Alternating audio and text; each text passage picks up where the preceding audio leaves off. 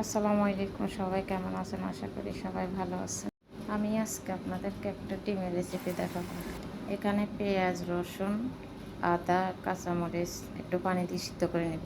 ডিমগুলোকে কাঁটা চামচ দিয়ে কেচে নিচ্ছি যাতে মশলাগুলো ভিতরে ঢুকে যায়।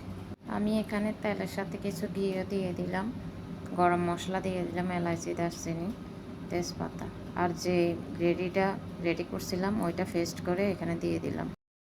এখানে স্বাদ মতো লবণ, ধনিয়া গুঁড়া 1 চা চামচ, জিরা গুঁড়া 1/2 চা চামচ, গোলমরিচ গুঁড়া 1/2 চা চামচ, গরম মশলা 1/2 চা চামচ দিয়ে দিলাম। ভালো করে নেড়ে চেড়ে ঢেকে রান্না করব 4-5 মিনিট। মাঝে অবশ্যই 2-1 বার করে নাড়া দিয়ে নেবেন, নাহলে তলানিতে লেগে যাবে। যখন তেলগুলো ভেসে উঠবে এখানে দিয়ে দেব একটা মিশ্রণ, টক দই, কাজু বাদাম আর বেরেস্তা দিয়ে একটা পেস্ট করেছিলাম, ওইটা এখানে দিয়ে দিব। দিয়ে ভালো করে নেড়ে চেড়ে আবার ঢেকে দিব। 2 মিনিট পর ঢাকনা খুলে আমি আগের থেকে জাল করা 1 কাপ দুধ এখানে দিয়ে দিব। দিয়ে ভালো করে নেড়ে চেড়ে ডিমগুলো এখানে দিয়ে দিব।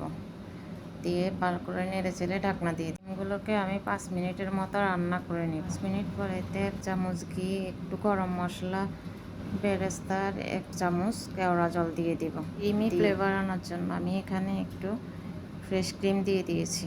ফ্লেভারের জন্য কাঁচামরিচ দিয়ে 2-3 মিনিট ঢেকে এটাকে রান্না করব।